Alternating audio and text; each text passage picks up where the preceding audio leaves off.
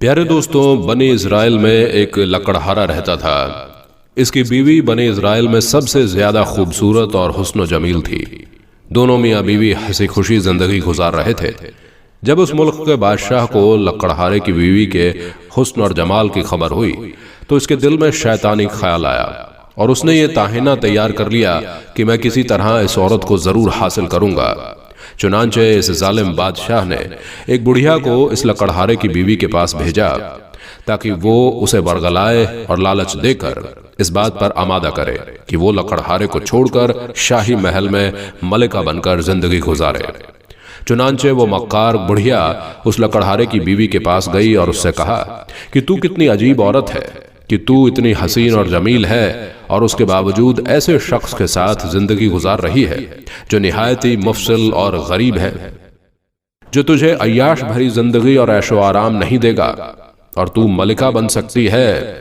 بادشاہ نے پیغام بھیجا ہے، اگر تو لکڑہارے کو چھوڑ دے گی تو میں تجھے محل کی زینت بناؤں گا، میں تجھے ہیرے جواہرات میں تول دوں گا، تیرے لیے بہترین کپڑوں کا لباس ہوگا، ہر وقت تیری خدمت کے لیے کنیزیں اور غلام ہاتھ باندھے کھڑے ہوں گے، اور تجھے اعلیٰ درجے کے بستر اور تمام سہولتیں مل جائیں گی۔ بس تو اس غریب لکڑہارے کو چھوڑ کر میرے پاس چلی آ۔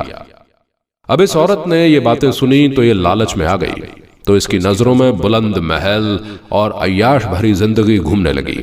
اس نے لکڑہارے سے بے رخی اختیار کر لی اور ہر وقت اس سے ناراض رہنے لگی۔ جب یہ نیک شخص لکڑہارے نے محسوس کیا کہ یہ مجھ سے بے رخی اختیار کر رہی ہے تو اس نے اس سے پوچھا کہ اللہ کی بندی، تم نے یہ رویہ کیوں اختیار کر لیا ہے؟ اور یہ سن کر اس لالچی عورت نے مزید الٹا رویہ اختیار کیا اور بالآخر لکڑہارے نے مجبور ہو کر اس حسین و جمیل اور بے وفا لالچی عورت کو طلاق دے دی اور یہ بادشاہ کے پاس پہنچ گئی۔ بادشاہ اسے دیکھ کر خوشی سے پھولے نہ سمایا اور اس نے فوراً ہی اس سے شادی کر لی۔ بڑی دھوم دھام سے جشن منایا گیا۔ جب بادشاہ اپنی دلہن کے پاس پہنچا اور جب پردہ ہٹایا تو ایک دم بادشاہ بھی اندھا ہو گیا اور وہ عورت بھی اندھی ہو گئی۔ نہ تو عورت اس بادشاہ کو دیکھ سکی اور نہ ہی بادشاہ اس لالچی اور بے وفا عورت کو دیکھ سکا۔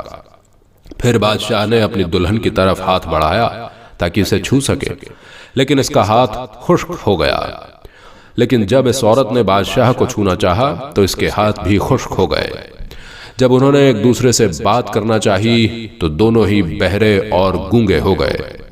اب وہ دونوں بہت پریشان ہوئے۔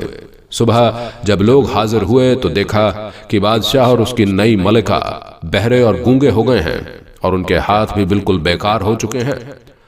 جب یہ خبر اس دور کے نبی علیہ السلام کو پہنچی تو انہوں نے اللہ تعالیٰ کی بارگاہ میں ان دونوں کے بارے میں عرض کیا تو بارگاہ الہی سے ارشاد ہوا کہ میں ہرگز ان دونوں سے بات نہیں کروں گا، کیونکہ انہوں نے یہ گمان کر لیا جو کچھ انہوں نے لکڑہارے کے ساتھ کیا ہے، یہ جو حرکت انہوں نے لکڑہارے کے ساتھ کی ہے، کیا میں اس سے بے خبر ہوں؟